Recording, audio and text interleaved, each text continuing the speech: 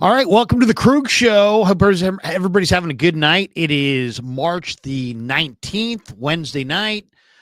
John Lynch spoke for the first time since the Combine. We're brought to you by Pig and a Pickle and Mancini's.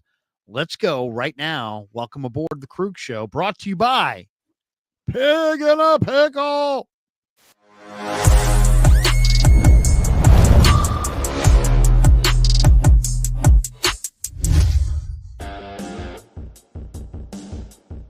All right, welcome to the Krug Show Wednesday night, brought to you by Pig and a Pickle, best barbecue in Northern California. Check them out there in Emeryville, there in Corte Madera. Go say hi to Damon and Mary. Get some brisket chili. Tell them that Krug sent you. We're also brought to you by Mancini's. Are you looking to upgrade your sleep? Well, now is the perfect time. Our friends at Mancini's Sleep World are kicking off their spring clearance sale. It starts Tuesday, March the 25th. You don't want to miss these deals. Up to 50% off select mattresses, 2 free pillows with any Tempur-Pedic mattress purchase, plus an extra 10% off when you use our exclusive code KRUG10, KRUEG 10. And here's the best part. Mancini's now offers a 365-night comfort guarantee, giving you a full year to decide if your mattress is the perfect fit for you. On top of that, they provide free next day delivery and they have a best price guarantee, so you shop with total confidence. This spring clearance sale runs from March the 25th through April the 28th. So don't wait. Click the link in the description below to shop now and experience better sleep with Mancini's Sleep World. Once again, click in the description and make sure you use that code KRUG10 to get that discount. Once again, click in the description. Make sure you use that code KRUG10 to get that discount. And thanks to Mancini's for being a proud sponsor of the Krug Show. All right, John Lynch spoke today. He was at the Stanford Pro Day in Palo Alto, and I believe Matt Barrows was there and a couple other media people were there. And this is just a short commute from Santa Clara, and he spoke to reporters after the event, and this was his first media availability since the sit down with reporters in Indy for the NFL scouting combine about a month ago. So according to Matt Barrows of The Athletic, Kev, Lynch admitted that it hasn't been easy watching all these guys leave, right? I mean, Greenlaw, Debo, Hufanga, Mooney. I mean, there's just been a mass exodus and a parade out the door. But Lynch kind of shot back, and he's kind of, adamant that, that they've got a plan and that they're not just it's not just a sentence to an ugly year, that they got a plan. He said, this is the quote from Lynch. He said, we've got this thing called the draft and we've got a lot of picks. And I think the thing the fans should know is we have a plan and we're going to execute that plan. And we're excited about the opportunity. So Niners will begin their pre-draft meetings next week. And they're going to look to, a very young cast to lead them in 2025. And, they need all their young veterans on the team. The D. Winters of the world need to step up and play ball. Lynch was asked about, the Greenlaw departure and Winters. He said he'll have an opportunity. I think a lot of guys, there's still a lot of time between now and then when we play, but he's a guy we like, and he's still growing as a player. So Lynch also believes the return of Robert Saleh will impact the defense quite a bit. He says it's been fun to have a new lens on things. Lynch said of Saleh, he's very excited with Winters and a lot of players. So that leaves us at where we're at right now. So, I mean, give me your reaction. I guess my reaction would just be, he sounds a little defensive. Okay. He sounds a little defensive. There's this thing called the draft. Okay. We're going to have a real conversation, or are we just going to get kind of snarky? Because if we're going to have a real conversation, then the greatest draft in 49er history was the 86 draft. Okay. And I'm going to share the screen and I'm going to let you guys look at it. Here it is. This is the 86 draft. This is the greatest draft in 49er history. Technically, you could argue 85 might have been great too, because they got Jerry Rice, who's a Hall of Famer. But they got back-to-back Hall of Famers in 85 and 86. Charles Haley was the Hall of Famer they drafted in 86. But they had an early pick, and they traded back twice. Their first pick was 39 overall. They took Larry Roberts. He became a decent defensive end. Then they took Tom Rathman. He became their starting fullback. They took Tim McKyer. He became their starting corner. They took John Taylor. He became their starting wide receiver. They took Charles Haley. He emerged as a great player and, became a Hall of Famer eventually. Was a starter, a great one at that. Steve Wallace, offensive tackle, became a starter. Kevin Fagan was a starter on their defensive line. Don Griffin was a starter at corner. So the rest of these guys were busts. But they got 8 players: Griffin, Fagan, Wallace, Haley, Taylor, McKyer, Rathman, and Roberts. They got 8 players out of this. I bring this up because that's an incredible haul. That's a great draft right there. But that's one of the greatest drafts in Niners history. This is what I view as the Niner needs. And Kev, tell me if you think I'm wrong. I think they need 2 defensive tackles. I think they need an edge rusher. I think they need another defensive lineman besides that, who's either interior or they just need another rotation rusher. So I would say they need at least 4 defensive linemen. They need 2 stacked linebackers. That's 6. They need 1 corner. That's 7. They need 2 offensive linemen to really be going places. That's 9. They need at least 1 tight end. That's 10. I think they need 2 running backs out of this draft. It's such a good draft for running backs, especially with no Jordan Mason. You'd be foolish not to get 2 running backs out of this draft. That's 12. And you need a wide receiver with speed or a kick returner or some kind of dynamic player. That's 13. And then you need a kicker. So, I mean, to compete with Jake Moody. So, I mean, the Niners I think that's a little bit of an exaggeration, though, to be honest. What's that? I mean, they don't need 14 starters. They some of those. They don't need starters. Players. But what I'm saying is they need 14. If they're going to run with the best teams in pro football, they got to have a stacked roster. You're only going to have a stacked roster if you get what I just told you needed, which is about 14 players. And it's not like they don't have a bunch of picks. They do have a bunch of picks. They have 11 picks, I believe, right now, and they have the 11th pick overall, which, if they want to trade down, it's probably available to them, and they could wind up with 13 or 14 picks. There's also, still talk that they may move Aiyuk. And if so, would that bring them more picks? So, I mean, they're going to have potentially, I can't see them trading multiple picks to move up. I think it's a move back kind of a thing only. So they have 11 picks right now. I think they've got the potential to wind up with 15 easily, but it's going to take. Do you see what I'm saying here? That was the greatest draft in Niner history. It's going to take. Now, they may not need 15 starters, but you need 2 starters at defensive tackle. You need 1 starter at defensive end. That's 3. You need 1 starter at linebacker. That's 4. You need, I think, 1 starter at corner. That's 5. You need 1 starter on your offensive line. That's 6. And so I think you need at least 6. The kicker. So you probably need 7 starters, and you probably need like 15 players. It's not impossible, but it's going to take a tremendous draft. And I have confidence that John and their staff can do it because they've done the harder part and they've messed up the easy part. We've all taken those tests, and it's like, man, there were 5 really hard questions. They aced all the 5 hard questions. They're killing it on day 3, 6th round, 7th round, undrafted, killing it. That's where it's really hard to find guys. They're great at that.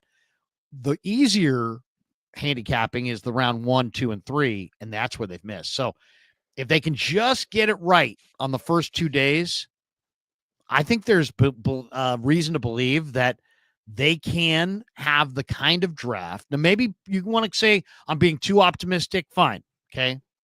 Shout me down.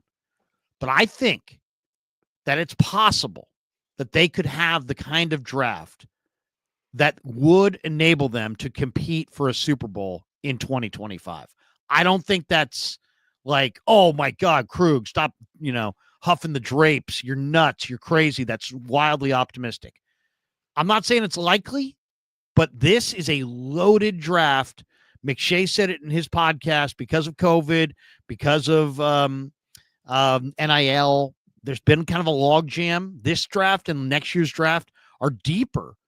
I don't know about you, but if we bust out any mock draft you want to look at from anybody who's had one or any listing of the players, you're going to see lots of starting players in the 6th and 7th round, starting caliber players. So here's a loaded draft. So it could be done. It's going to be difficult, but it can be done. Am I too optimistic?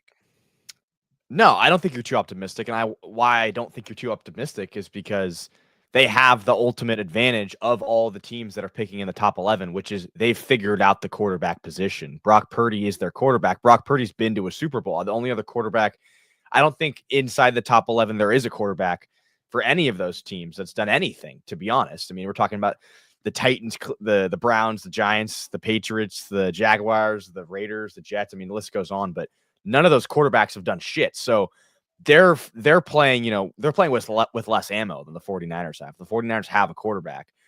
Going back to what you said about the roster, I kind of disagree in a sense. Like, I agree. They need to get solid players, but I think it's more important that they get actual contributors, like players that actually contribute and make a difference. Like, we don't need another D Winters on the team. Like, D Winters is a fine player, but is he really making a difference when he's out there? I would probably say not very much. I think like when you really boil it down, like what do they really need? I think for sure you need a starting defensive tackle. You need someone who's going to play defensive tackle, because right now it's Jordan Elliott and Evan Anderson. And Evan Anderson was a great undrafted free agent, but you need a guy. At the very least, you need someone who's rotating in there very frequently. I like guys like Walter Nolan. Obviously, Mason Graham's a name. Kenneth Grant, the other guy from Michigan's pretty good. But at the very least, you need a defensive tackle. I also think you need a solid linebacker. You need to find a linebacker in this draft that's better than D Winters, that's better than Jalen Graham. You need a great one. You need a great one. You need to find a great linebacker. So those are the two positions I'd say that you really need to find someone. I think you also need a corner, because right now your starting left corner is Trey Brown. And he's just a short little guy from the Seahawks who's, shown some potential, but he's nothing great, so you need a corner. So the defense needs some help. I think offensively, the offensive line obviously is getting tons of shit, but Ben Barch, he's shown flashes. Obviously Trent's Trent, Dominic Pooney's Dominic Pooney, and Colton McKivitz is serviceable. Jake Brendel's really where I would circle and say you need to find a center. You need to find someone who's going to take over Jake Brendel's job, because Jake Brendel has been pretty atrocious. I forget what the stat was, but it was like he was, what was it? It was like the 50th ranked center out of 50 centers last year, something ridiculous. It was like unbelievably bad. And, Forrester and the 49ers offensive line coaches are just adamant that he is, Pro Bowl alternate level. That's what I'll say. Pro Bowl alternate level. They love throwing that one out. I think you need to get a center in this draft. That's 4 needs right there that I think you have to circle, and you have to say, get us a player that is serviceable right here. It's a little bit different than your 14. And I understand what you're saying. Like, you want to have 14 solid players to fit those positions, but I think you really got to circle those 4 positions and say, we have to get better here or we're not going to compete. Yeah. I mean, if you don't build up your defensive line in a big way and your offensive line in this draft, I think you're missing the boat. But sometimes offensive linemen don't play right away. So that's the other. So like, okay, so let's talk about 12. Let's talk about 11 for a second. There's a lot of different speculations as far as who's going where and what. But when you really think of the Niners' needs, I was looking at a list of different people and their projections of what the Niners are going to do at 11. And I'll just give you a sampling of it, because I just jotted it down in my notes, and it's pretty interesting. I mean, there's a bunch of different ideas out there. Okay. CBS says Tedoroa McMillan, wide receiver, Arizona. Daniel Jeremiah says Jahdae Barron, the corner from Texas, who I love, and I think is one of the safest, best prospects in the draft. He's so damn good. But he's a corner, okay, in the first round.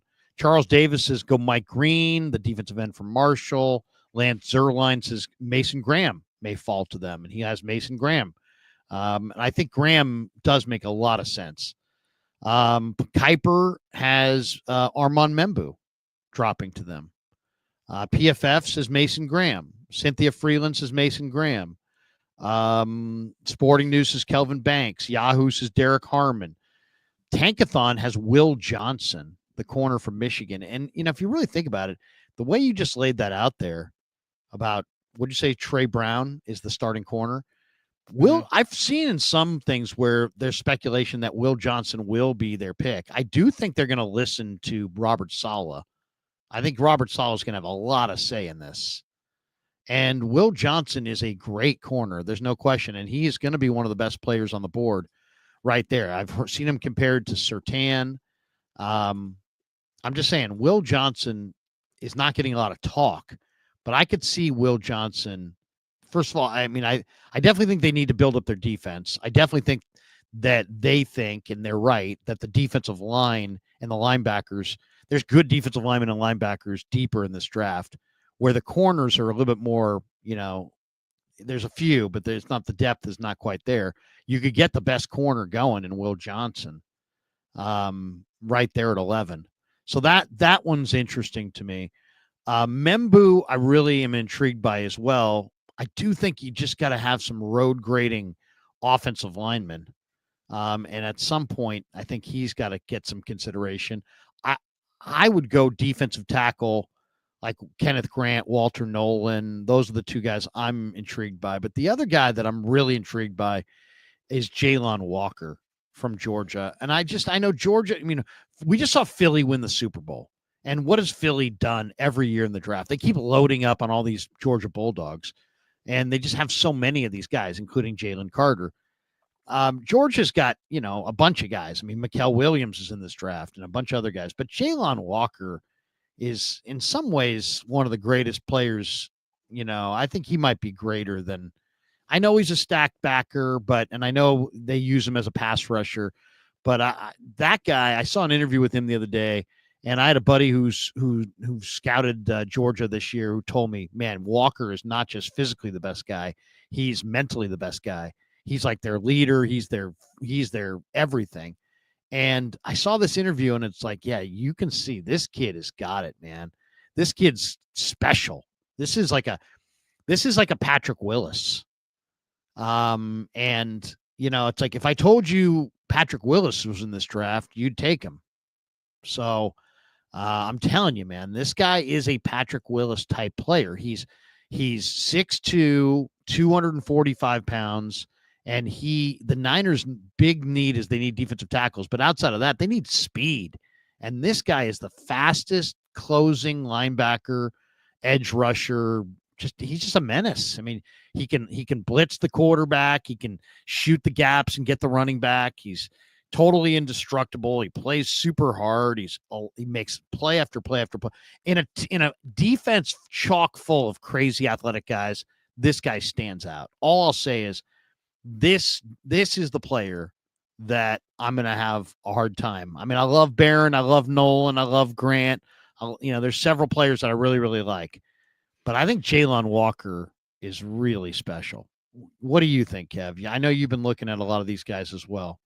Yeah, do you see the special traits of Jalon Walker, or do you think he should be a consider? Like, none of these people that I just read you, and these are some of the best people. Bucky Brooks has Mike Green, a bunch of different people weighing in here.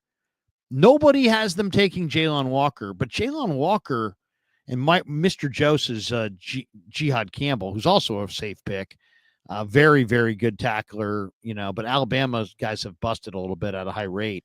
He's going to be later in the first round. But I do agree, Jalon Walker and Jihad Campbell are two of the safer picks, because if you get these guys who are great athletes, they test great, and then they played on, big time college football, SEC, and they made tons and tons of tackles, you're kind of checking all the boxes. You're checking the production and then the athleticism. And that, to me, that's how you get awesome picks, is that, Aldon Smith didn't work out for the Niners eventually because of off-field stuff, but Trent Baalke, he wed great production with rare athlete, put them together, and had a home run pick. And that's where I think you get home run picks. And I think Jalen Walker is that elite athlete, elite producer.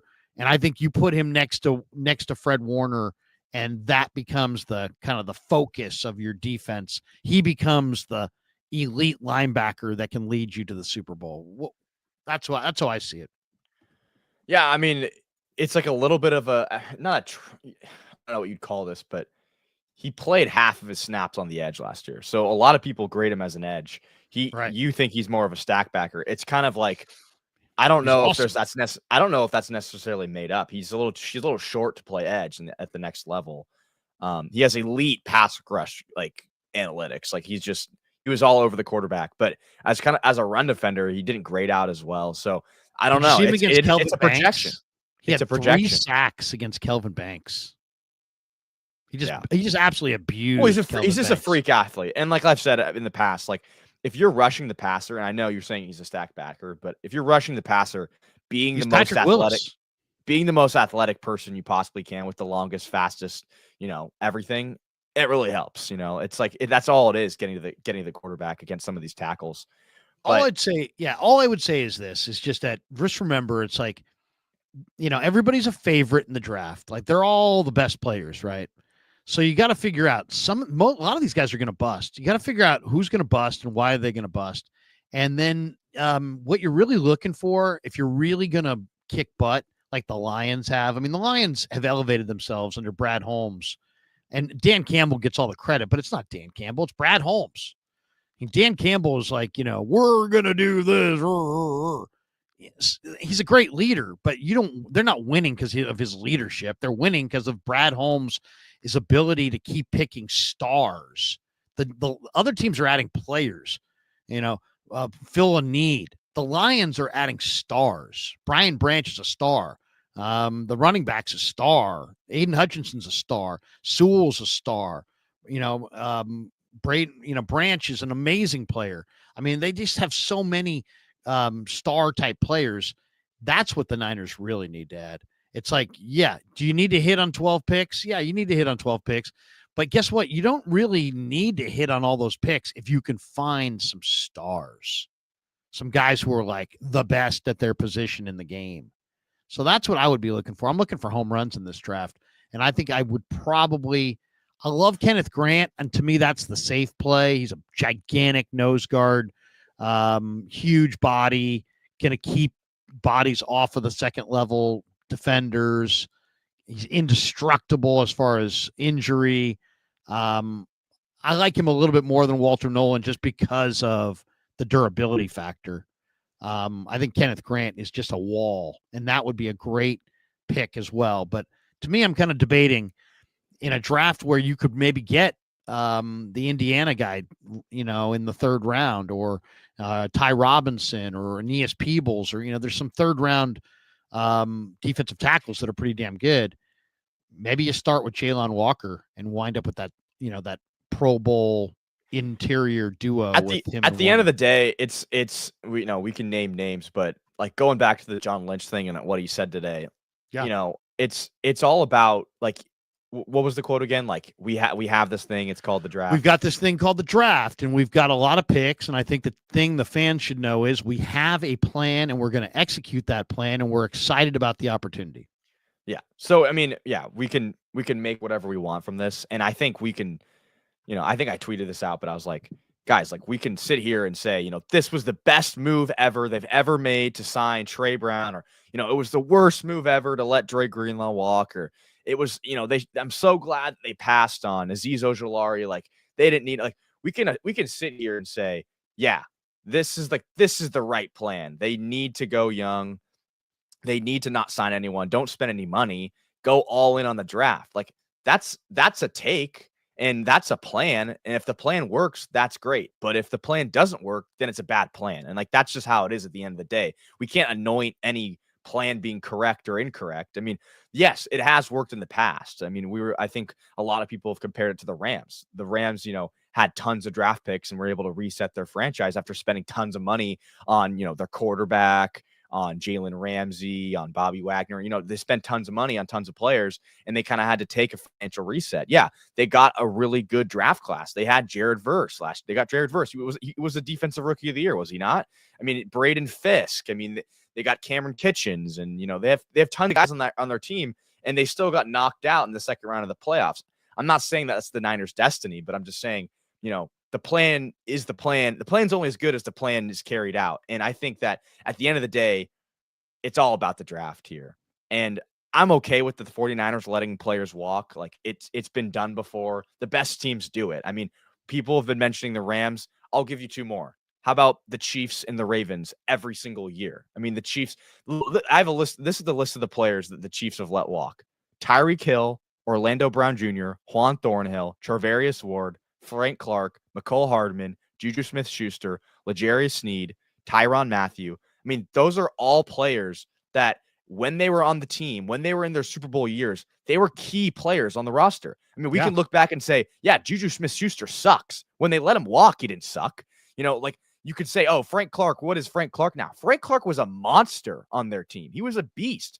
Tyreek Hill obviously has had a great career after. Charvarius Ward, they've let walk, but they replaced him with Trent McDuffie, who's an amazing quarter, even better. So it's like you can let players walk and recover, but again, you have to recover. Like if you don't recover, then it's not a good plan. You fucked up. So at the end of the day, it's all coming down to this draft, and they need to get good players.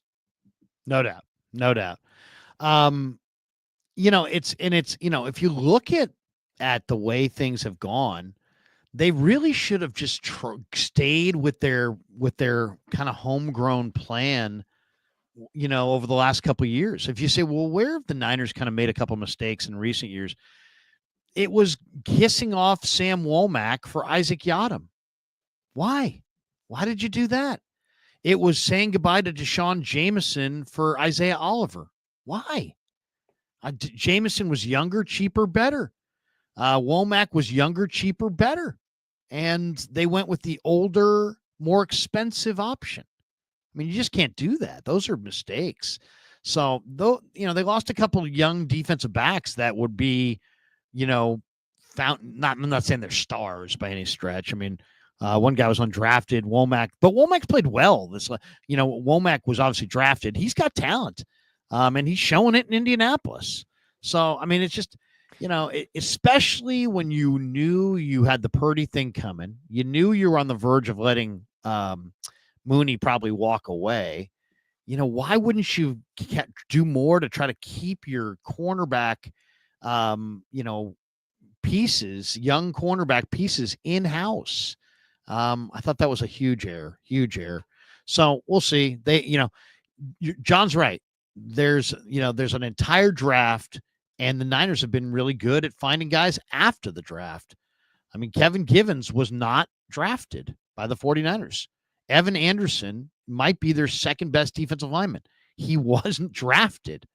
So Tatum Bethune was a 7th round pick. Jalen Graham was a 7th round pick. So they've had some guys. Lenore himself was a day 3 pick. So, there's a couple young players. They don't have a lot, though. It's not like they've got this young group of players that need to come of age, and they're just all haven't come of age. They got just a very few of those guys. I mean, let's talk about who's on that list. The young players that have yet to come of age: Darrell Luter, D. Winters, Jalen Graham, Robert Beal, maybe Evan Anderson. Drake Jackson. That's about it. Drake Jackson, if he's healthy.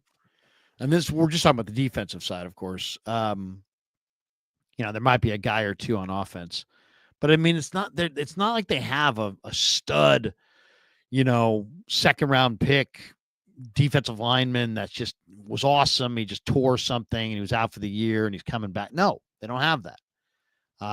They really need to build up. They really need to have a monster draft. And it's going to be, potentially, I'll say this. And I mean this, and I'm not saying this for effect. I actually mean this.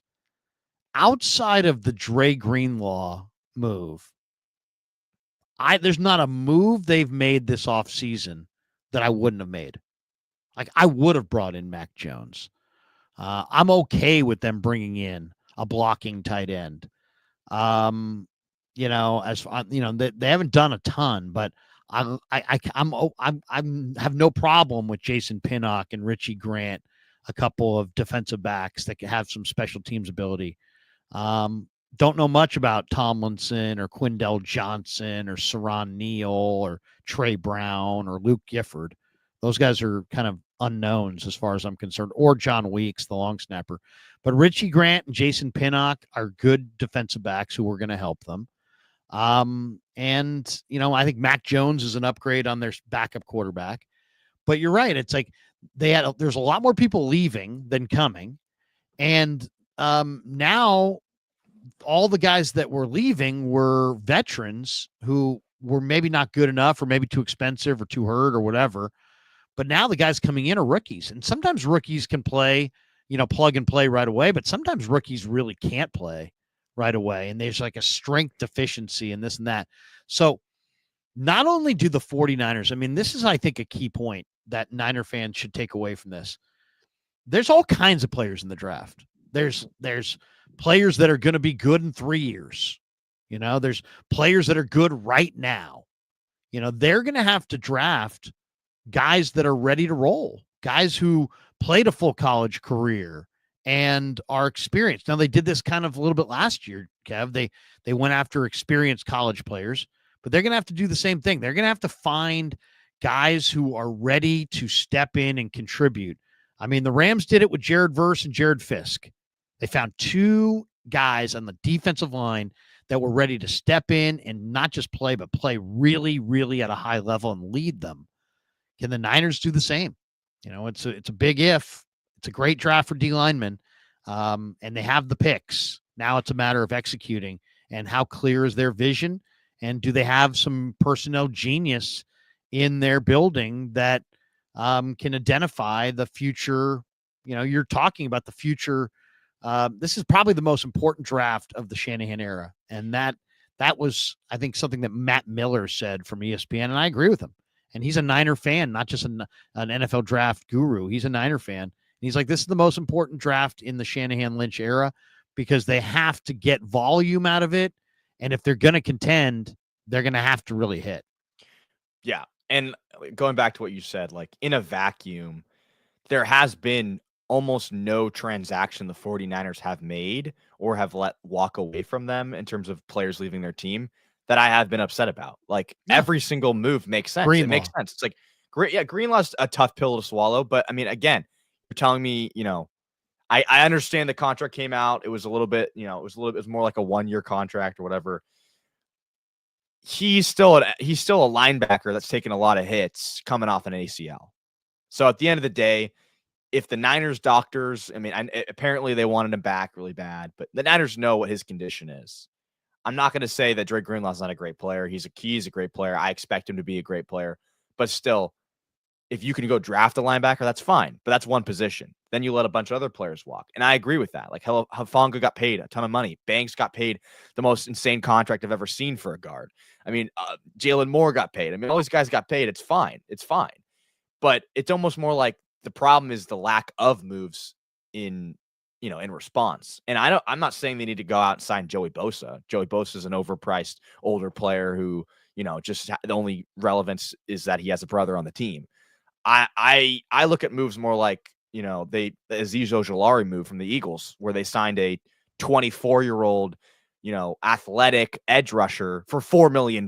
Like, yeah, we can sit here and say, you know what, you know, he hasn't even really produced. You know, he's a work in progress. He doesn't fit. He was $4 million fucking dollars. Like, he's half the price of Yatir Gross-Matos. I mean, this guy was a 2nd-round pick. This guy has talent. He's a talented player. He's worth a flyer. And look at the Eagles. They got Josh Uche and Azeez Ojulari for a pittance. How much are you paying a defensive player that gets drafted in the 2nd round? What's the signing on that?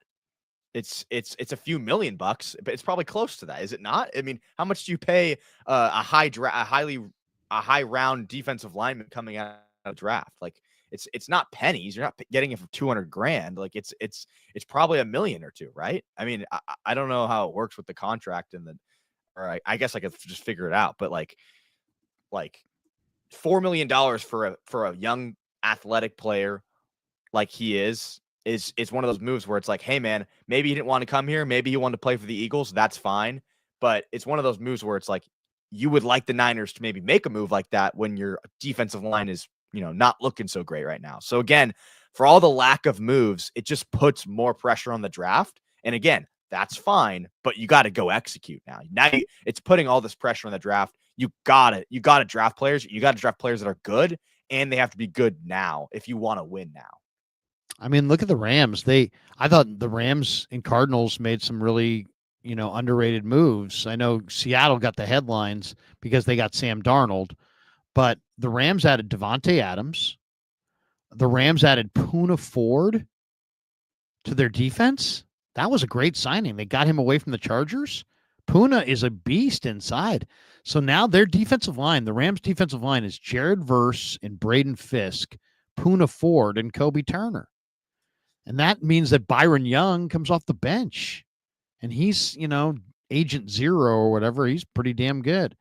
So they got 5 defensive linemen there that are really good.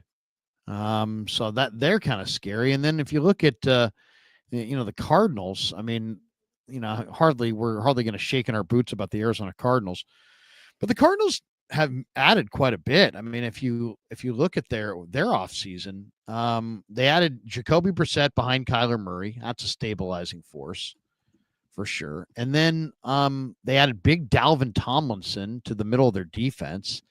He's a horse. I mean, he is exactly the kind of piece that I thought the 49ers needed to add. Just a huge hulking interior, A gap. You're not running in the A gap, kind of a nose guard. So they got him away from Cleveland, and he played very well when the last time the Niners played Cleveland. He stuffed everything inside. They got Josh Sweat away from the Eagles. They re-signed Baron Browning. So now you've got, and they drafted Darius Robinson from Missouri the year before in the first round. So you got the Arizona's got Dalvin Tomlinson and Darius Robinson inside, Baron Browning and Josh Sweat outside. And then they picked up Akeem Davis-Gaither from Cincinnati. That was a great pickup. So I think the Cardinals, on the back end, you've got Budda Baker at free safety. You got Sean Murphy-Bunting, who's not the worst. Max Melton, who's a quality young corner. Elijah Jones, Keitrell Clark, Starling Thomas, quality young corners. I mean, they got good young corners there. Cardinals. I mean, watch out for the Cardinals. So the Niners are, they're in a rebuild here. They need the pieces to the puzzle. We're going to find out how well, not just, Kyle can call plays, but can they coach? Can they coach up their players? Because they're going to have a lot of young players. And it's funny, Matt Barrows wrote about it. Others have as well, about the comparisons to the Rams. The Rams are, a lot of this is like, hey, the Niners are doing what the Rams did, Kev, a couple of years ago. And that was, shed salaries, dump all the 30-something-year-old players, free up a bunch of cash for future seasons. That's what the Rams did 2 years ago. And the Rams, they obviously struggled in the year after that, after they started their rebuild. But, they were disciplined. Les Snead called it a remodel because they still had Stafford and they still had, Aaron Donald, and they still had Cooper Kupp, and they had, as what he would call weight-bearing walls. They still had structure, so they didn't want to have a full rebuild. But they cut Bobby Wagner, and they traded Allen Robinson, and, they traded away Jalen Ramsey, and they started this rebuild. And they sat out the first wave of free agency in 2023, kind of like what the Niners just did. And then by the time camp rolled around that year, Rams had 44 players on the 90-man roster who were new. They were either new or they were rookies. They had 26 undrafted rookies. So I'm not saying the Niners are going to have 26 undrafted rookies, because the Niners do have a whole slew of picks. But guess what? Yeah, they're going to go young, and we're going to find out how good their personnel evaluation ability is. And if the Niners are incredible at this, maybe they'll contend. It seems like, a long shot because it's just really hard to pick winners in the draft, especially consecutively. But they got a shot. They got a shot. They're going to get, I would say they're going to get 10 to 15 draft picks and another 8 to 10 undrafted players out of this thing. And so if you're a believer in the quality depth in this draft, and I kind of am, I agree with Lynch. It is exciting. It's exciting. Now you're going to have to put this thing together, on the fly with the clock ticking and the owner sitting right there and all the pressure and all the focus, because the Niners are not just another team. They're an iconic, Super Bowl type team with high expectations by everybody across the board, from their players to their coaches to their fans to the media who cover the team. The expectations are huge. And Jed may have the biggest of the expectations. So a lot of pressure here, but there's also a lot of picks, and we'll see if they can get it done. I hope they can. I will say this. He seems a little, sometimes you lash out and sound cocky when you're nervous. And if I was him, seeing at how many needs he has to fill and how it's on him, and their lack of depth right now is partially because his personnel department missed 20 times in the first 3 rounds of the draft coming into this draft and missed 10 times in the 3rd round alone. Yeah, I mean, he probably should feel the pressure, and he probably is feeling the pressure. And for him to come out and say, hey, yeah, we got this thing called the draft. We got a lot of picks and this and that. Okay. I agree. It's possible, but you also have a lot of needs. Outside of the Jed York, money constraints, like we don't know what his bank account looks like. We don't know what his prerogative is regarding, the money aspect, the cash aspect that we all talk about. In terms of like the rebuild and the retooling or whatever you want to call it, and what they're doing with letting players walk, it signals it's a good thing. It's a good thing and a bad thing.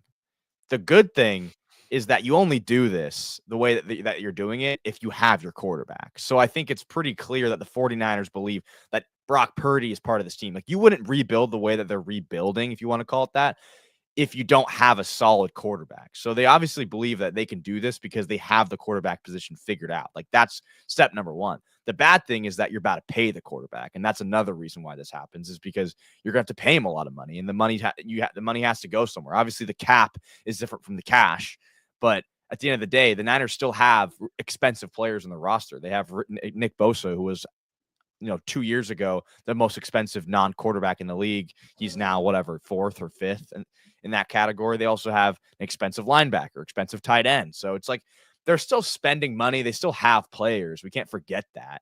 But yeah, they got to build through the draft. I want to share one more thing though. This is kind of related, but when I was mentioning the positions that I think they need to draft, one of the positions I didn't say, but I do kind of still think they need to draft, is wide receiver.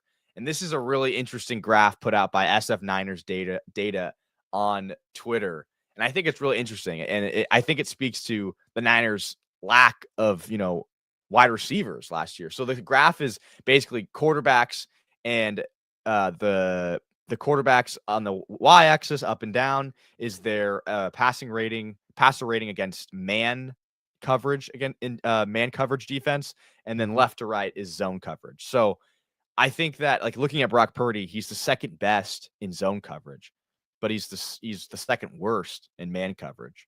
And I think that has a lot to do with, the Niners had the worst separation in the NFL for receivers last year. And look at the guys at the top here.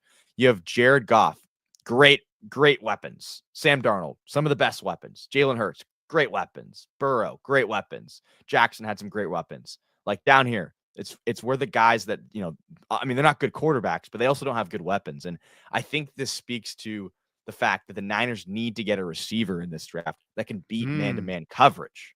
They need to get a guy who can beat man-to-man coverage. I think that's guys like Matthew Golden, Jaden Higgins, I'd say Emeka Ibuka.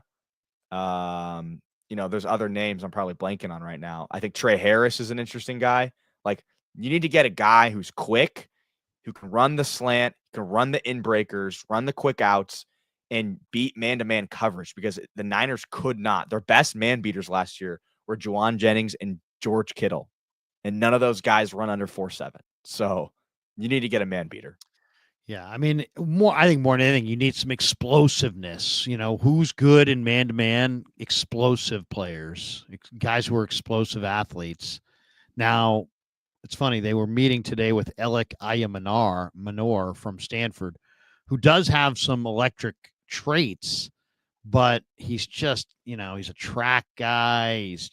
His ball skills are not there. His drop rate's super high. It just seems, I hope they pick wisely. That's all I've got to say. Because Trey Harris, I think, is a star.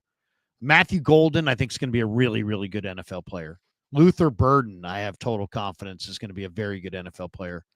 I think Isaiah Bond could be a really good player, but it's a tough wide receiver draft to handicap. Then there's some guys on day 3 that I like Dante Thornton from Tennessee. I really do like Dante Thornton quite a bit.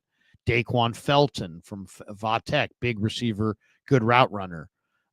Florida's Elijah Badger. There's some decent players. Jordan Watkins, I think, is a steal from Ole Miss late. He might be a good man-to-man, good man beater because he can run. He runs 4.37. But yeah, they got to find some speed. They got to find some ability to separate. The Niners have Lombardi had this about a couple weeks ago. The 4 areas of their struggles, and it's like they were 32nd in special teams. They were terrible as far as creating space at wide receiver, and they terrible stopping the run and terrible at opening run lanes up the middle. They couldn't run the ball. They couldn't stop the run. That's a lot of football, man. That's a lot of different things in football, man. Yeah. That's like the whole game. It's like, in other words, what do they really need? They gotta get a big time defensive front. That's why a guy like Kenneth Grant is so intriguing, because he is an inside linebacker and a defensive tackle. And the thing about the inside linebacker, there's a lot of good inside linebackers. Like Chandler Martin from Memphis, I think, is a great inside linebacker. Definitely a day 3 guy, captain of the Memphis defense. I think there's a lot of different linebackers that could have success, but you got to cover them up with some big bodies. So I would go for a guy like Kenneth Grant if I could. And he's just, if you can get that kind of big body, and then offensively, I mean, I know Tyler Booker is not a fit for them because he's more of a power player. They like more finesse guys, but man, you can't run the ball inside the 5. So you better start moving some people. I like Belton and Emory Jones, Jones from LSU, Belton from NC State. I like some of the mobile tackles that, really move well. I think Logan Brown from Kansas and the other guy from Texas Tech really move well. Really like that center guard from North Carolina. But, Jared Wilson, Steven Saunders says in the chat, that's a great one too. He's very athletic, powerful center. They've got to get some road grading, linemen up front. And because, bottom line is, if you're going to ask Brock Purdy to just wing it all over the yard with no line and slow weapons, you're going to lose, and you're going to lose. It's going to be ugly, and he's going to get hurt. If you can get a couple big time backs and power and some big time offensive linemen and just start running the heck out of the football, and then turn around and build up your defense, I think that's probably the way to go. Yeah, I think you got to draft a guy like Jared Wilson from Georgia. The guy can move. He's a 3rd round grade right now. I would love it if they drafted a new, fast, athletic, not blue chip, but like premier talent center, because they need some big boys up front. They need to move the ball.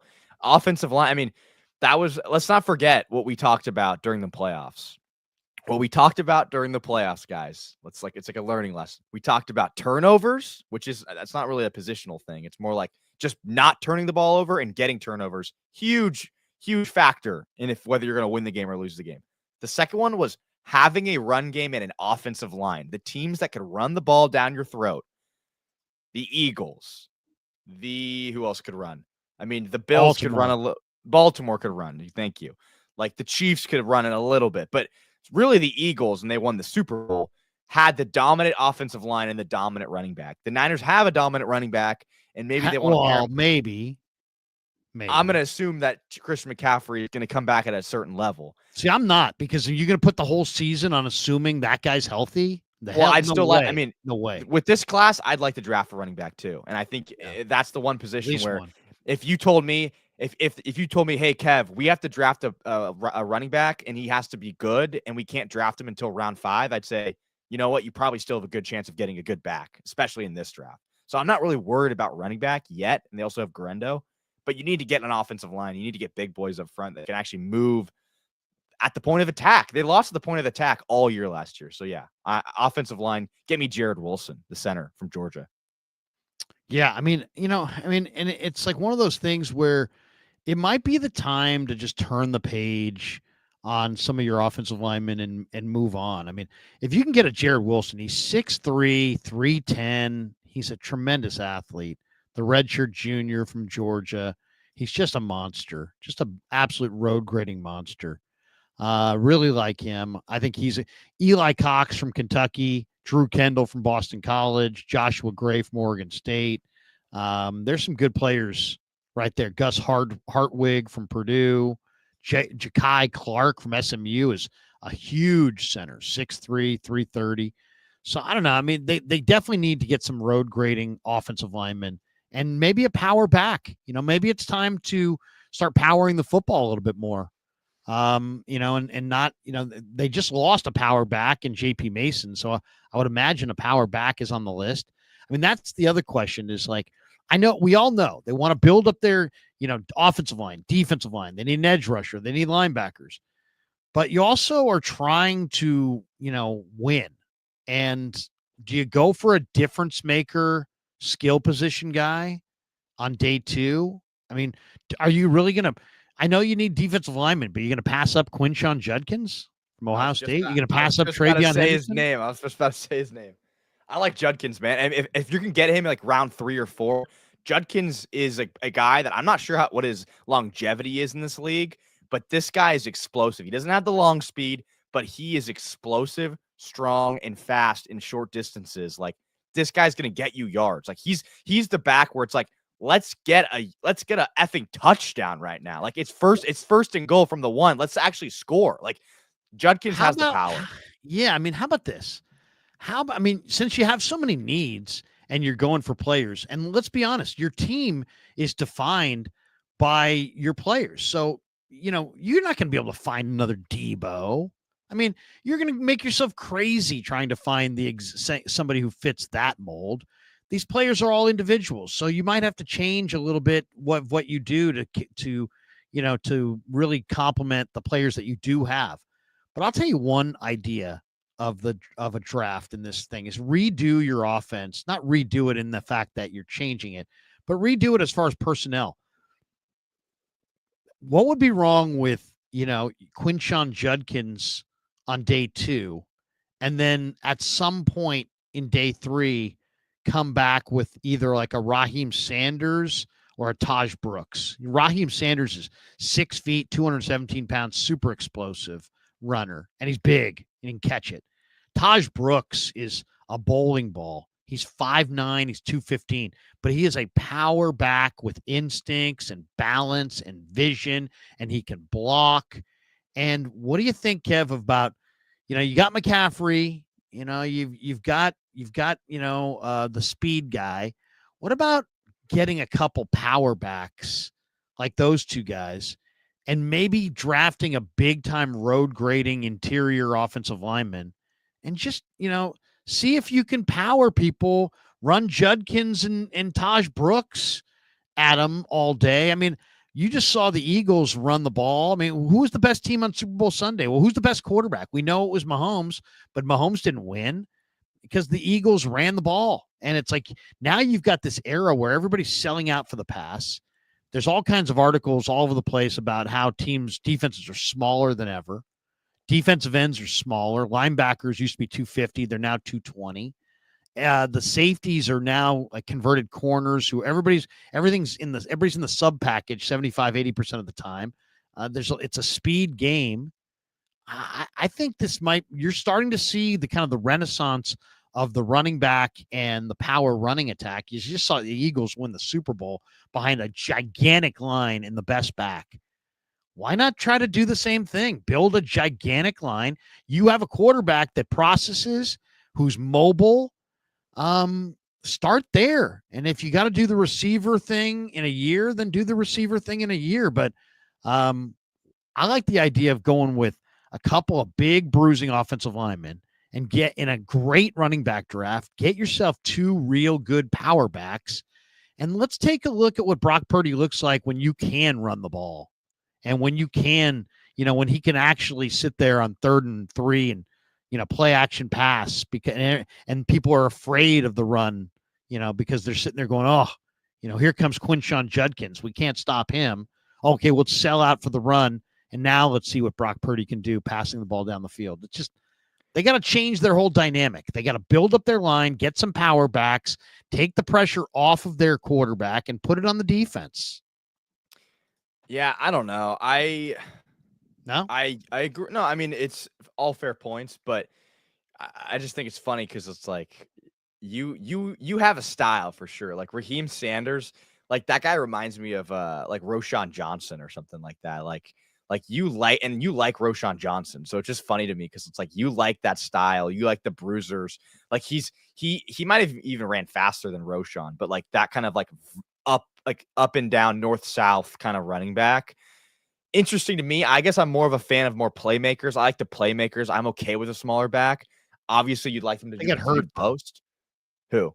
Small backs typically get hurt. Yeah, of course. But I mean, for every Emmitt Smith, who's like 208 pounds or something, there's, to me, I'd like to see them have.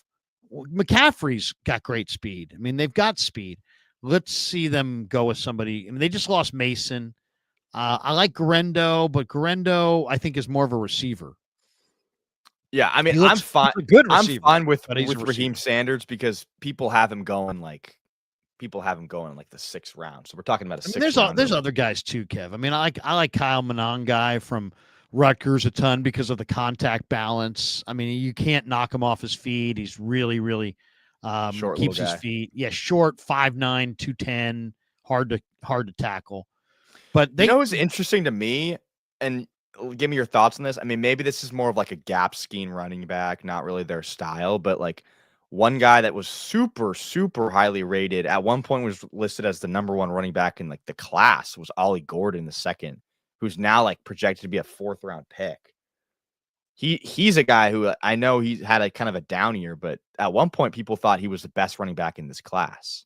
Yeah, like a lot of people. Is it worth taking a swing on him? A guy that I don't know. I guess he's kind of on the slower side, but has kind of the experience. Maybe he's good for a few years. I don't know. Well, there's a lot of people kind of asking that question right now. It's like who's the sleeper back? Who's the guy that you can find? And I think the answer is there's a bunch of them. There really are. Well, it's like it's an imperfect science, man. You got to pick your guys, and it's the way it is. Because last year, I mean, we can look at all the numbers, but last year we could have said, "Oh, this player is definitely not going to make it. He's too small. He's too slow. He doesn't really excel in any way. Yeah, he's quick, but he's not big enough. He's not fast enough for the NFL." That was Bucky Irving. Bucky Irving was one of the best running backs in the NFL last year. He did not test very well especially for a player his size. So, I mean, it's an imperfect science. Some guys have it, some guys don't. Yeah, you got to find the one guy that I would say take a look at is Damian Martinez from Miami. Really tough inside runner. Average 4.4 yards after contact. Number 2 in the draft class behind only Ashton Jeanty. Only 8.2% of his runs were stuffed. That's number 1 in the class, which means he hits the hole. He's decisive. 6.7 yards per carry on runs between the tackles. That's number 2 of all the running backs in the class. 37% of his runs gained at least a first down. That's number 3 overall in the class.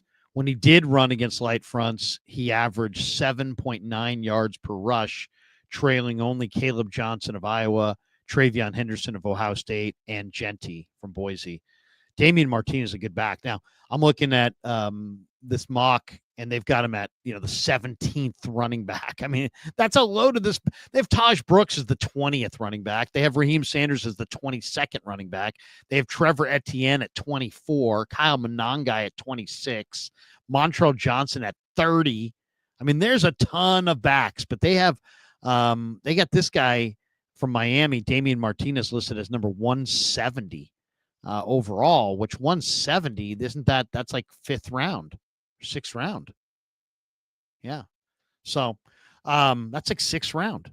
So, I mean, Damian Martinez in the 6th round and Taj Brooks after that, and, Etienne and Ja'Cory Krosky-Merritt and Monangai and all these guys all late in the draft. So I'm just saying, you get to the 6th, 7th round, you may want to just draft a couple running backs. That's what I mean, is. there's a lot of good backs. I'm just looking right now at some of the advanced statistics on PFF. The 3 of the running backs here that have had the most 10-yard runs, Ashton Jeanty leads all running backs in this draft class with 63 10+ yard runs. I won't include Trey Stewart. He's from a smaller school, but the third of from the bigger school guys is Omarion Hampton with 45. The guy who's second is RJ Harvey out of UCF. That's an interesting name. RJ Harvey out of UCF. He's really 54 10+ yard runs. That's a lot. That's a lot of 10+ yard runs, man. To me, the 2 areas, if you say give me couple areas in this draft where I would overdraft, I would say running back and linebacker, because there's so many good running backs and there's so many good day 3 linebackers. On that note, today, or yesterday, I should say, in Eugene, Tariq Ahmad, the Niners director of college scouting, and John Lynch were both caught on camera, basically standing right next to Jeffrey Bassa, the Oregon linebacker. I think I might even have the picture of it. Let me see if I can show it to you guys. I can share the screen here. Yeah, here it is. I'll share this and you guys can take a look. So this was kind of interesting. This was up in Eugene. And we'll turn the volume down just for the heck of it. So here's Lynch right here, and here, guy with the shaved head, Tariq Ahmad, and this is Jeffrey Bassa from Oregon, and you can see they're kind of chatting it up a little bit. You got a bunch of personnel people. You got the Oregon players walking around. There's Tez getting ready to run, it looks like, and there's Lynch talking to Bassa. So, but also to add to this, it's not just this. Like, if people are wondering, Tony Pauline also reported. Who's Tony Pauline? Little history lesson. He was the guy who tweeted out the Niners are interested in Isaac Guerendo last year, and that became that. So he predicted, or didn't predict. He reported that the Niners have heavy interest in Jeffrey Bassa. Yeah, which I'll say this: there's a lot of talk. This is the lying time of the year. Take those to the bank. The 2 revelations I think that are real. What's real, what's fake? It's hard to know this time of year. Tony Pauline saying that the Niners have interest in Jeffrey Bassa. The Niners have interest in Jeffrey Bassa. Tony Pauline saying the Niners have interest in Olufemi Oladejo and may take him in round 2. You can almost bank that the Niners are interested in Oladejo. Now, whether he goes in round 2, I don't know, but I'd almost guarantee you that if the Niners get to the 3rd round and Bassa and Oladejo are there, I think those are their picks in the 3rd round, Bassa and Oladejo. Let's talk about Bassa for a second. He wore number 2 for the Ducks. He's a Salt Lake City kid, 6'1", 232 pounds, 4.63 in the 40, 73rd percentile, 159 10-yard split, 70th percentile, 38.5-inch vert, 91st percentile, 21 reps of 225. So he's got good strength. He was honorable mention all conference this year. He had 14 games, 12 starts, 54 tackles, 2.5 TFLs, 1.5 sacks, couple forced fumbles. He can really cover and he can blitz. He's a good communicator. He's got kind of a small body, but he's 22. He was a 4-star high school recruit, Kearns High School. Rivals had named him as Utah's premier safety coming out. He went to Oregon as a safety, shifted him to linebacker as a freshman, started 7 games as a sophomore, busted out as a junior, became second team all conference, 72 tackles. Was the defensive MVP his junior year of the Fiesta Bowl. He had 9 tackles against Liberty in the Ducks win there. And then as a senior, he hurt his ankle in the first game against Idaho, but he came back. He's got elite coverage instincts. He's got a real feel for route combinations, real good timing on blitzes, very athletic, breaking down, vocal leader, has special teams experience on kickoff and punt coverage. Doesn't have ideal play strength, maybe will struggle against some of the bigger, more physical offensive guards, a little high cut, kind of overrun some plays, but a very good sub-package linebacker, a guy who had 27 pressures in 2023, second among all Pac-12 linebackers. So he's interesting. I mean, what really stands out is you can use this guy in multiple alignments, and he's got an explosive first step. So I like him a lot. I think he's one of a group that includes about 10 guys that are all really, undersized, but really, really good players. And I could see the Niners looking at him and saying, hey, the future of the NFL is about linebackers who can cover. And man, this guy can really cover, Kev. I mean, if you had Bossa and Warner, man, you might have 2 of the better pass coverage linebackers in the game. Yeah, I mean, I'm not gonna lie. I think, like you pretty much summed it up exactly how I would say it. He is a great cover guy. If you watch some of his film, he can move around well. He moves around well. I think he was a converted safety, so he can move. I just feel like when I watched him, he just looks a little small. He plays a little small. I don't think he gets off blocks and great. Like he's just kind of especially at the next level, I think he might be a little tiny, but he moves well. But I think you could have said the same thing about Fred Warner. You could have said he was too small and wouldn't have gotten off blocks, and he somehow put on 20 pounds of muscle and stayed the same speed, if not got faster. So nothing's impossible. But yeah, I don't love him, but I could be convinced of him. To be honest, I didn't really like either of the guys that they've shown interest in, which is Aiyuk. I don't know how you say Elemenor. Yeah. Elemenor from Stanford. Not a huge fan of him. Not a huge fan of Bossa. Just after a first kind of film review of them. I mean, Elemenor is a great athlete. He's got too many issues.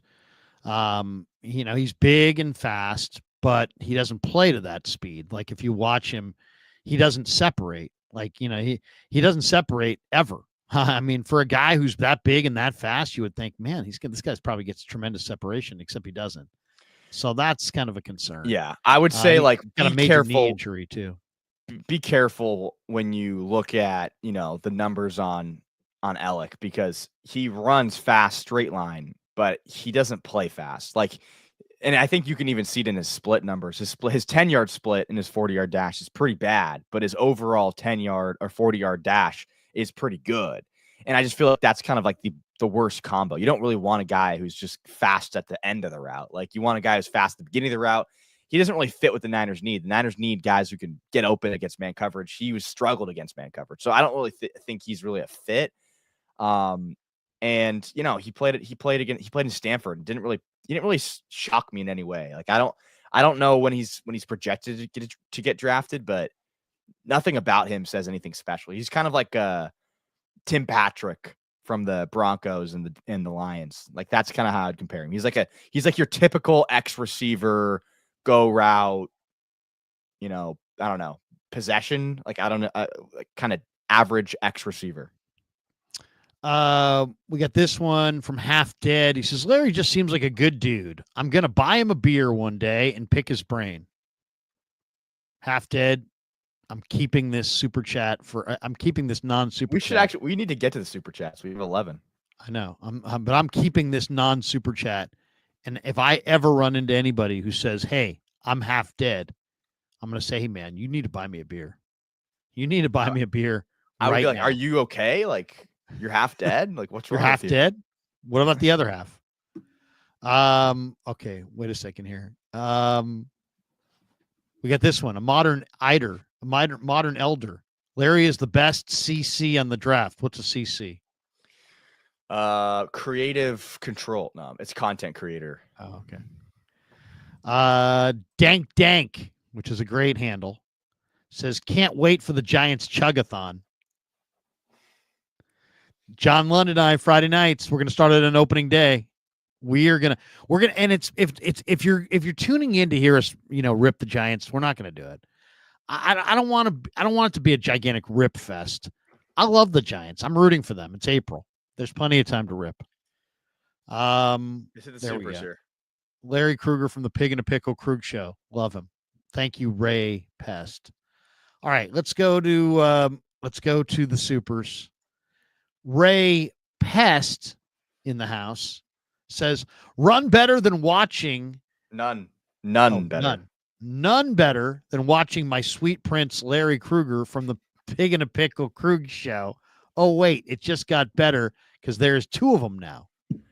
Sweet Prince is a interesting nickname for you, man. I don't know about that. Didn't know about Sweet that. Don't Prince. know. Not sure if I like that, Ray. Not sure if I like that. But I'm confident. I'm a confident man. Oliver Tan says, cheers, ×2 Krueger team. Let's go Niners. What's up, Oliver? Thanks, Oliver. Appreciate you, man. Have a good night. James Foster's in the house. Said, Krueger. Thank you, James. Everybody needs a cheering section. Green Glass Full. The great Aaron Rodgers back to the Packers. Did that happen, Kev? I'm so tired of Aaron. I'm so tired of Aaron Rodgers. If I were these teams that were going after him, I'd just be like, dude, just retire. Thanks. Best Omar Khan. Steelers. I'm not gonna lie, like why keep sucking up to this guy? He's not the producers anymore. Of his Netflix. The producers of his Netflix show would absolutely hate to hear this, but I actually kind of I didn't like Aaron Rodgers, but I like a lot of people hated him. I was like, you know what, it's whatever. He's cool, whatever. I'm not gonna hate him from afar. Then I watched his documentary and I'm like, fuck this guy. This guy's whack, bro. This guy sucks. It's like when he was kind of saying, hey, man, I don't want to take the jab and all that. It's like, okay, that was controversial and the whole deal. But I mean, I kind of felt for him. I felt like he got his status became public, and then that seemed kind of unfair. But he does seem like a weird guy. Just seems like a weird guy. He's in a different planet right now in his head. And I just feel like he's so he's just not normal. He's not a normal human anymore. That's how I feel. X-Man 2 says, if you think about it, look how Saleh and D'Amico developed the front seven during their tenures. I'm feeling slightly positive after that thought. That's interesting. Some of those guys showed up. There were some pretty good players.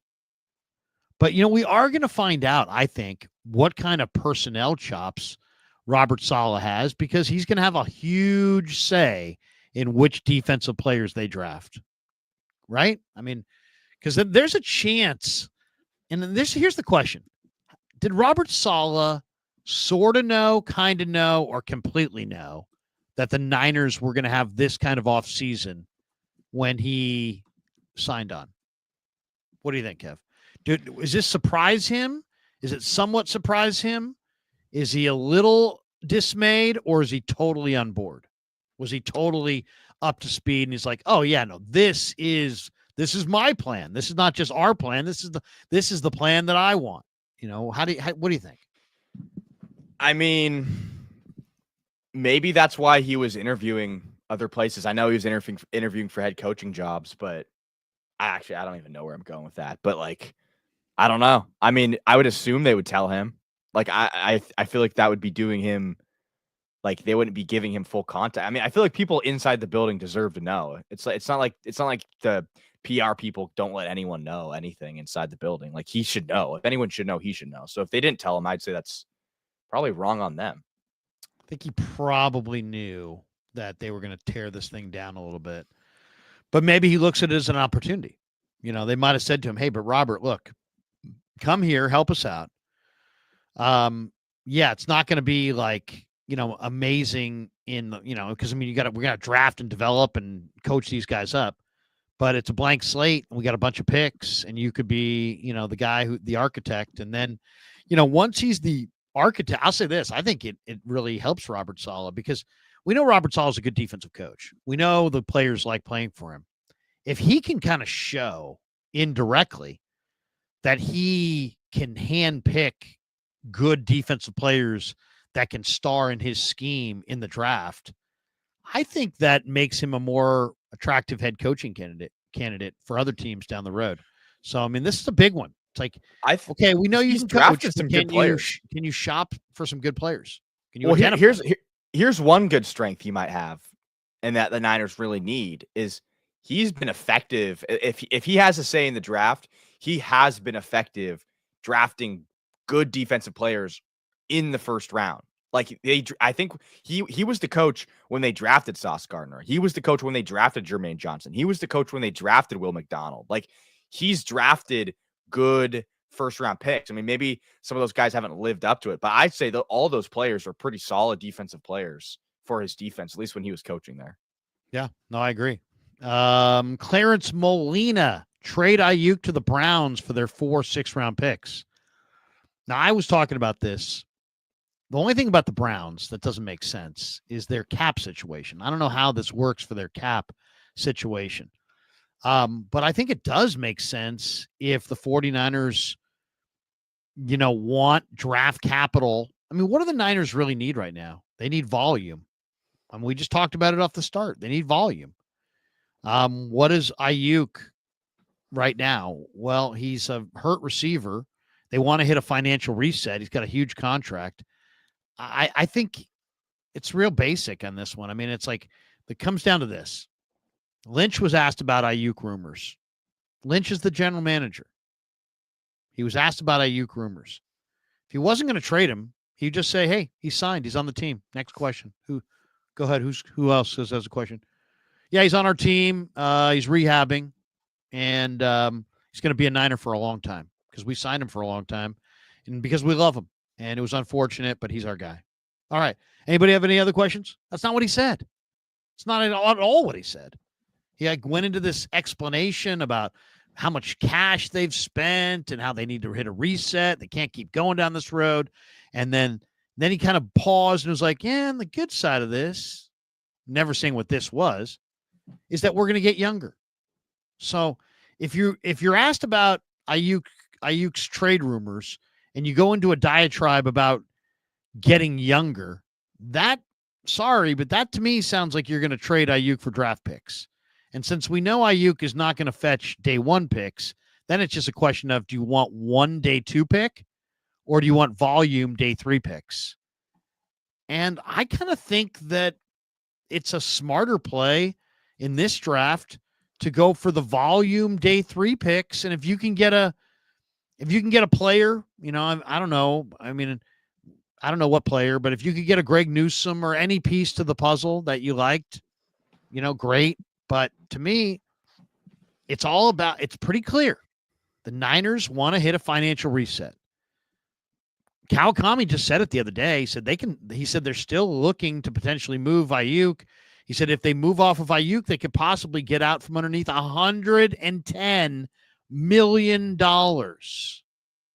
So I expect them to trade him and to not ask for a lot so that the team, because what they're really getting is the relief of the 110 that they don't want, and everybody knows they don't want. And I think the day 3 picks angle makes sense for the Niners because, one, they're plentiful. They're easy to acquire. It's obviously beneath market value, and there's 4 of them. I'd do it. I would absolutely do it. I wouldn't think twice about it. If you want to hit the reset, if you want to get Jed his $110 million back, I like the idea of 4 6-round picks. I would do that trade, 4 6-round picks for Aiyuk. And I'm not worried about, but you drafted him in the first. Yeah, but you drafted Brock Purdy in the 7th round, and he's a hell of a player. You found Jordan Mason as an undrafted player. He's a hell of a player. You've demonstrated that you can find day 3 players out of the weeds and make them good players. I'd rather give my GM that has proven that he can do it on day 3 4 more bites of the apple in day 3, even if I got to do it, even if I got to hand away my star wide receiver. I think they want to get off the contract. I think they want to get that money back from Jed. I think they need the 4 6-round picks, and I would do it. And if it's not to the Browns for 4 6s, how about to the Patriots for a player in 3 7ths? The Patriots have 3 7ths. The Browns have 4 6s. I would take volume late day 3 picks for Aiyuk. Consider myself lucky. Get Jed his money back and get down the road. What do you think? Yeah, I mean, I'm not going to comment necessarily on the Aiyuk, but I think just in general, like I would consolidate some of my 4th rounders and make them 3rd rounders, and maybe trade back in the 1st and get a 2nd or a 3rd or whatever I could get. Because I think that I kind of agree with you, but I would change it, and I would say I want more 2nd and 3rd round picks. I think that the more 2nd and 3rd round picks that they can acquire, because this is a deep class. Like, I mean, you heard it from Schefter. Player 12 to player 100 is the same player or whatever. It wasn't that extreme, but it was like, right. A lot of these guys are really good and it's so deep. Like, if that's the case, assuming that not everyone's playing the same strategy, if I were the Niners, I would be loading up on 2nd and 3rds and get me, they have 3 right now. Get me 5 guys in the top 3 rounds, like get me a few guys in those top 3 rounds, because those guys I think like will help you right now. Like we said, well, right now they have 4 in the top 3 rounds. So it only would to get 5 guys in the top 3 rounds, you'd only have to get 1 extra pick. Yeah. So maybe like 6, like 5 or 6. Sorry. But like they get 2 or 3 more in the top 3 rounds, and I think that's gonna make the biggest difference for them. Yeah, no, that would be huge. That's the meat and potatoes of your roster right there. Thank you, Clarence, for that one. JMM throws a 10 spot. Krug, saw your trade prop to New England. I liked Javon Baker coming out, but he's a knucklehead, so much so that he couldn't get on the field. Promising prospect, but Kyle isn't the guy I would trust to fix that. This is for those who maybe didn't see my tweet. I can show it to you. Basically, it was just me tweeting this out. Greg Bedard had put out that he still thinks Aiyuk to the Niners is going to happen. I said Brandon Aiyuk to the Pats for Javon Baker. This is not a source or anything. This is just my idea. Brandon Aiyuk to the Pats for Javon Baker and 3 7th-round picks. Who's for it? If I'm the 49ers, I do that deal, save Jed his $100 million plus, and get down the road on my rebuild and financial reset. Okay, here's the thing about Baker. Go look at the other receivers for New England last year. I mean, they're not all bad, all right? I mean, but they all have bad numbers. I mean, is Jalen Polk garbage too? Because he had terrible numbers. Is Pop Douglas no good? Because his numbers didn't look good. I mean, they didn't have anybody who really had good passing numbers. They didn't have a good passing game. They had a bad line. They didn't protect their quarterback, and he was a rookie, and it took him a while. So I don't know. I mean, I hear what you're saying, but I'm not saying Javon Baker's a dominator. I'm just saying I'm looking for a receiver coming back, because they need to have some receiver probably coming back. But as I said, I mean, to me, the ideal trade would be like Brandon Aiyuk to the Pats for a 3rd-round pick and their 3 7ths. And then you turn around, you trade that 3rd-round pick maybe to the Raiders for like a Michael Mayer. Now you got a for sure receiving tight end, and you still have 3 7th-round picks, and you divested yourself of Aiyuk and his contract. Something along those lines would make a lot of sense in my mind. All right, one other one I wanted to ask you about. This was a rumor that I saw today as well. And I want to show this to you real quick. What do you think of this one? This is an interesting. This guy was the first pick in the draft. Now, this is under 49er and NFL News 24/7. He says, rumors, the Jaguars are listening to trade offers for 2022 first overall pick, edge rusher Trayvon Walker. I really like Trayvon Walker, Shad. Let me tell you, this Aiden Hutchinson kid ain't crap, but I'll tell you, this Trayvon Walker, Shotgun, let me tell you, sir, as sure as I'm sitting here and I'm named Trent, Trayvon Walker's a whole hell of a lot better than Aiden Hutchinson. I'll tell you that right now, Shotgun. That was such a don't overthink it, man. I know, Like seriously. everyone in the world knew Aiden Hutchinson was the better player, but it's like, I don't know, Trayvon Walker, like he's not getting enough credit. It's like, no. He's a beast. I mean, Trayvon. He's good. Yeah, he's good. I mean, Trayvon Walker's actually pretty good. But I was talking to Colt McKivitz about him one day when the Niners were playing the Jags, and I was like, what do you think of him? And he's like, to me, it's I have a harder time with the speed guys than the kind of the power guys, and his game is more power based. But I think he's a guy who's going to play in the NFL for a long time. I mean, he's got a great body for the game, and he's a pretty good player. He's just not Aiden Hutchinson. What do you think, though, Kev? Should the Niners go after a Trayvon Walker? If you could get a Trayvon Walker for a 4th-round pick, I'm okay with that. If you can find a young veteran that you think is going to shine, the Niners made that deal for Tomlinson, the Laken Tomlinson. They gave up a 5th-round pick for Laken Tomlinson, who was a 1st-round pick, I believe, coming out of Duke by Detroit. And the Niners got several good years out of Tomlinson for a 5th-round pick. So if you can find a veteran, I'm not saying I want to give a high pick, but maybe a 4th-round pick for Trayvon Walker, I'd do it if I could. Yeah, I mean, obviously it's one of those things. Well, one, are they going to do it? I don't know. It seems unlikely. It seems like the Niners are not making any moves for anyone outside of the draft right now. But yeah, I mean, I think it depends on the price, of course. Like, is the former 1st overall pick, are they going to want to give him away for peanuts? I mean, maybe it's new ownership, or not new ownership, but new, you got a new coach, you got a new GM. Maybe they think, let's clean house here. We'll give him away for a 3rd. He's a solid player. I mean, he's better than a lot of players you're going to find in this draft. And I think that, like you said, it's a great comparison, Laken Tomlinson. Like, if a player doesn't live up, there's so much draftism in a sense. Like, if a player doesn't live up to their draft hype, or they do, like, people never get over where they're drafted. And it's like, he's like forever going to be tainted because he was the 1st pick and he hasn't been as good as he's supposed to be, but he's still a good player. By the way, everybody hit like and subscribe. If you hit like, that just helps the algorithm. More people find the show overall. And then if you hit subscribe and you click that notification bell, we don't say subscribe enough, but please do subscribe to the channel. And if you hit that notification bell, every time we go live, you'll get the alert. Of course, it's free, but you'll get the alert that we're going live, so you don't have to miss any of the Krug Show action. And we're closing in on, I think, 57,000 subs. And I thank every single one of you guys for creating this channel. A couple more here. John Holmes says, I'm hearing Pierce is a head case unless he is left tackle. I think stay away. Left tackle. I don't know what he's supposed to mean there. You're talking about Pierce. You're talking about the Tennessee, James Pierce. I've heard that that some of the NFL people don't love him as well.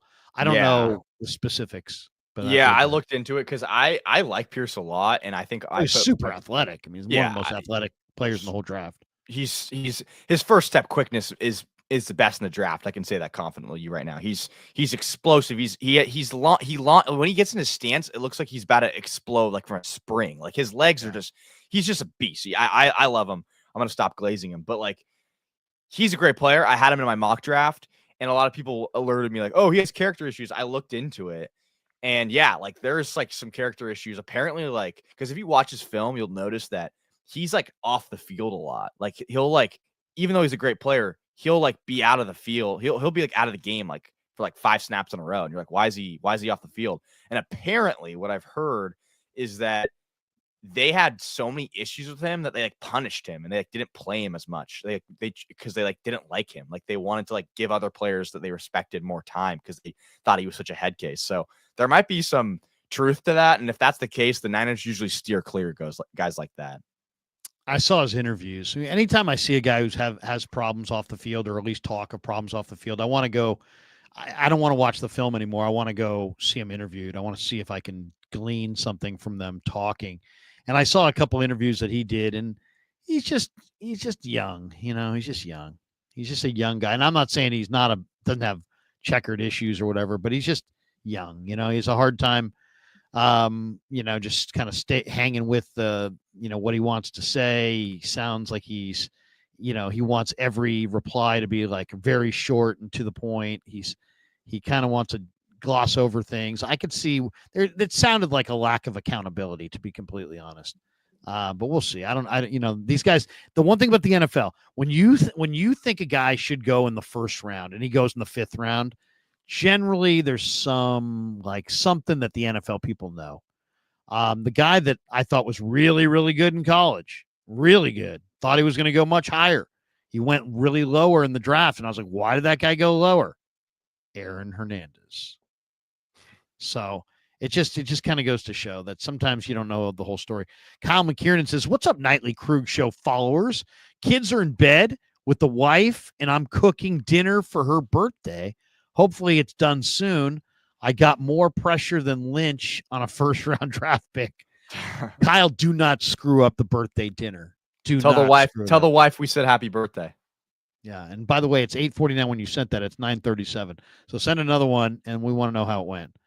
We got this one from Silent, unique spelling. He says, Ricky was a surprise last year. Could you see the 49ers with another surprise selection at 11? Who would be a potential left field out of the blue pick? That's a good question. Who is the out of the blue pick? It would have to be. That's a good question. Let's look it up. Let's see let's look at the mock. Out of the blue at 12. At 11. Or at 11. I feel like going receiver was almost out of the blue.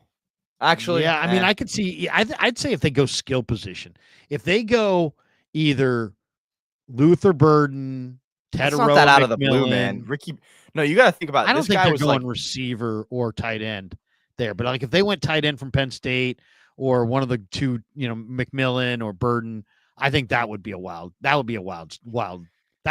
card factor right there. I think that part of the reason why Ricky was a little bit of like, whoa, is because like he was like not even in the first round discussion for a lot of people. Like he was like a middle of the second round guy. Obviously, the Niners had a higher grade on him, but I feel like an out of the blue player would be like if they got like Omari and Hampton. But I'd still like a lot of these guys I'd still be happy with. If they like got like Siobhan Revel, the cornerback, like I'd be like, what? Like or like Carson Schlesinger in the first round would be like, what? Like that's pretty early. Like something like that would be pretty crazy.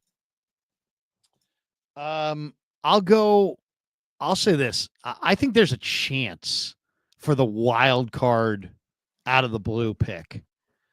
And you know who I think it would be? I think it would be Donovan Ezeraku from Boston College. Just because if you looked at the way the testing, he tested off the freaking charts.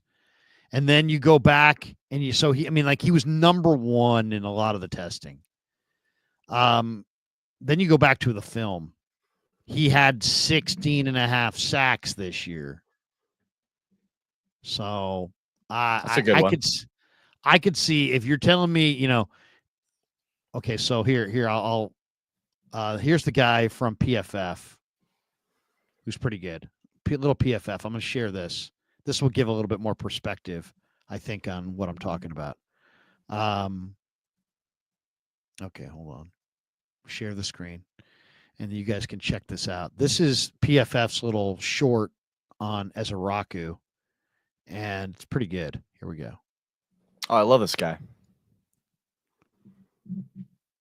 My boy Donovan Ezeraku. This is one of my favorite players in this class. I hate mentioning him as a my guy because I never like talking about fringe first rounders or first round guys like my guys. They're going in the first round, but it was the 3-cone drill and the short shuttle there from him. He measured in at over 6'2" and 248 pounds. So it's not, I was worried that Ezraku was going to be close to like 240. And that would have told me that, man, you probably had to put some weight to just get 240 on the scale there when you measured it in the combine. But he said that his playing weight was right around 245, 248, something like that. So he showed up at his playing weight. He said that he could even gain a little bit more muscle, a little bit more mass to get up. And he said I could probably play comfortably at 255 if you wanted me to. Max is the first round edge rusher. He's got the production to him. So many forced fumbles, so many passes defended, so many tackles for loss, 44 tackles for loss over the last years. This is a dude who's got all sorts of production to him. He's one of the most productive edges that we have in this class. And then he tested very, very well. You got to see that when he was going through the drills. Yeah, there you go.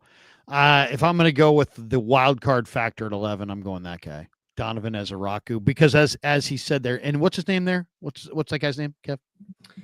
I don't know, but those two guys are on the PFF podcast. They do a lot of good content. I listen to those guys or whatever. Trevor Sikahema and whatever. I'm blanking on his name. I feel bad because I like those guys. Yeah, they're good. They're good. And Ezraku is it's called NFL Draft Exchange or wait, let me look. But I mean, Ezraku had off the charts production, and then he went to the combine, and he had the best workout numbers, didn't he? Pretty much. I mean, go look at type in at YouTube Donovan Ezraku combine, and it's just, I'm pretty sure, Kev, we could come up with a stat profile that's pretty freaking amazing. I think his workout numbers were off the charts. And so to me, when you have both, the workout numbers and the production, I mean, that's just, it's hard to beat that. You know what I mean? It's hard to beat that. And he's just, to me, he has off the charts production. Yeah. And then he ran 4.40. He ran 4.40, 38. 4.40? That's what it says on here. Wow. Didn't even know that. Oh wait, 16 and a half sacks. It was lagging. It was lagging. It was a different. I was looking at a different player. The thing I'm looking at is lagging. 4.0. Yeah, I was about to say that's pretty crazy. He didn't run a 40, but he did have a 4.19 shuttle, which is 91st percentile. And a 6.94 cone, which is 88th percentile. Yeah. So he tested really highly. His production was off the charts. And to me, it would be it would definitely be a reach. But if they really want that edge, I mean, here's the other thing. The Niners just hired one of the Boston College coaches to be their corner coach. I think his last name is Brown. So, I mean, this guy was a coach on the defense for BC. Ezraku was easily their most dominant defensive player. I would imagine he's going to give a glowing report of Ezraku. But Ezraku, between his production and his workout numbers, he could wind up being the 15th pick in the draft. Now, I wouldn't take him at 11, but if he was there, that might be the sleeper pick. Mason Davis says Jasheen Davis, Larry. Jasheen Davis. Can you look that name up, Kev? I've never even heard of Jasheen Davis. Look that one up. Mason, appreciate that one. I like that. Just giving us Wake a name. Forest. He's a defensive lineman from Wake Forest. He's 6'3", 270. Okay, I'll check him out. I love Wake Forest. Those are usually smart guys. You got to be smart to make it Winston-Salem. Blood Moon says, quick recap. Lowry on John Lynch interview, joined late, was at, what's BJJ? I don't know. I don't I know. know BJ's. That's a food place. Okay. The quick recap on John Lynch interview. Go ahead, Kev. You want to try to do a 30-second recap? The quick recap of the John Lynch interview was, we have a plan. Don't worry. It's the draft. The end. That was the summary. And that's essentially how he said it too. Yeah. In other words, I'm going to have the greatest draft in the history of the draft, and I'm going to make you guys eat it. Eat my shorts. We got a lot of draft picks. And I hope he does, man. I hope they have the best draft. I hope he does too. Yeah, seriously. We all want to We all go to the bank together. 6-minute abs. Did you ever see that movie? No, man. 6-minute abs. You ever see that with Ben Stiller? Oh, I forget what movie that was, but it was hilarious. Anyway, Jalen Milroe, it says Milroe no matter what. Milroe ran 4.33, 4.37 today. 4.37. Wow, where does he go? He looked terrible at the combine, or terrible at the Senior Bowl. Someone will take it'll be like a third rounder from someone. Mark Graves is in the house. Mark, it was good seeing you in Peoria. Good sitting there watching some spring training ball with you. He said, what % Niners trade back? Their guy is not there. I think they're pretty conservative. So I would say they'll only trade back if their guy's for sure to be there. I think their guy could be Ezeraku, and they could trade back from 11 to 18 and take him comfortably. Could happen.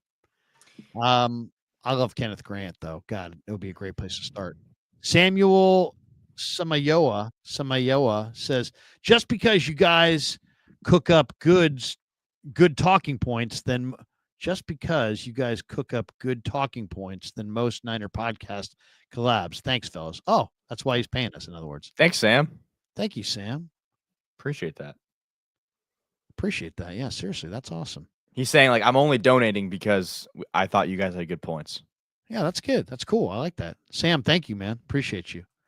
And Big Tones in the house. He said 7-minute abs. Something about Mary. Watch it, Kev. Oh, yeah. Wait, is it? That's the movie's movie called? Something About Mary. Something About Mary. Something with about Ben Stiller. Mary. Oh, yeah. You'll love it. It's funny. It's funny as hell. Something About Mary. He basically hitches a ride with a guy. Ben Stiller hitches a ride with a guy who's obviously has some mental issues and carved up somebody and put him in a bag. And the guy's carrying this person cut up in a bag. This movie? Yeah, it's funny. It's funny stuff. Anyway, good stuff. Thank you, Big Tone. Appreciate that. We needed that. All right, Kev, I'll give you the final. Oh, here we go. Joshua Blevins, Larry Lampkin. Yeah, it wouldn't be a live stream if I didn't have an ode to my favorite player in the draft. Oh, my gosh. Willie freaking Lampkin. Where is he? There he is. 16th rated guard from Draft Tech, 5'10", 270. He's listed at player 282, which means he probably isn't going to be drafted. But if I ran the Niners, I would absolutely draft this guy. I'm going to share the screen so everybody can see Willie Lampkin. The great Willie Lampkin, everybody. Started at Coastal Carolina, recruited there by my friend Rick Mueller. He's a Florida kid from Lakeland High School in Lakeland, Florida. They list him here at 6 feet, 275, which sounds different than 5'10", 270. But he's a monster in the run game. Oh, I'd love to see Willie Lampkin on the Niners. He was a championship wrestler, dominated the Sun Belt, started off at Coastal Carolina, was great there, transferred to North Carolina, was great there, lit it up at the Senior Bowl. Just an amazing player. I love this guy as a center, but I also love him as a guard, and I also love him as a fullback. Willie freaking Lampkin. Please, John Lynch, if you're out there. Willie Lampkin. That's probably enough right there. It's enough wishing. We got this one from Mr. Box. Larry should be in the Niners war room on day 3. Oh my God. I would be a menace in that war room on day 3. I'd be like, let's go. Kane says CMD. Love the show, guys. Thank you, Kane. All right. I think that's all. Oh, wait, we got one more here.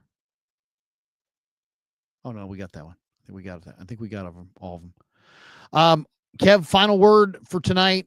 We're gonna call it. We're an hour and 43 minutes into our live stream. Final thought on the night. Check us out on the socials. Like and subscribe. All the important links in the description. And check us out on audio. We have audio podcasts. Yeah. I got one last thing going too here. I love 49er Web Zone. 49er Web Zone's killing it. This guy David Bonilla is really killing it. Anyway, if you go to 49er Web Zone, they have a story up right now about a player the 49ers like. And let me see if I can. Yeah, here it is. His name's, look at this guy. This guy's a monster. His name's Caleb Etienne from BYU. And if you look at the update here, this guy's he's an offensive tackle. He's 6'7", 330 pounds. He runs 4.96, 4.97. Guys, you saw the combine. It's hard to run sub 5 as an offensive lineman, and it's really hard to run sub 5 when you're 6'7", 330. And supposedly this guy did. Caleb Etienne. He's held in-person meetings with the Dolphins, Raiders, Chargers, and 49ers, a virtual meeting with the 49ers. There you go, Caleb Etienne. So if you're looking to hit the YouTube and check out some prospects tonight, you might want to start right there. Big number 76 for BYU, Caleb Etienne. I got to watch him. Never heard of him, but he sounds really intriguing. All right, that is going to do it for us. Check out the store. We have a brand new store as well. You can buy gear, merchandise, T-shirts. We got new polo shirts. We'll start wearing some of those on the show. But Kev found some new polo shirts. They really look good. So thanks to everybody for supporting the channel. Thanks to Pig in a Pickle for being the title sponsor of the Krug Show. Thanks to Mancini's. The links are below in the description. Thanks to all of you guys. Have a great night. For Kev, I'm Larry. Peace. Yeah, never met a man I've been scared.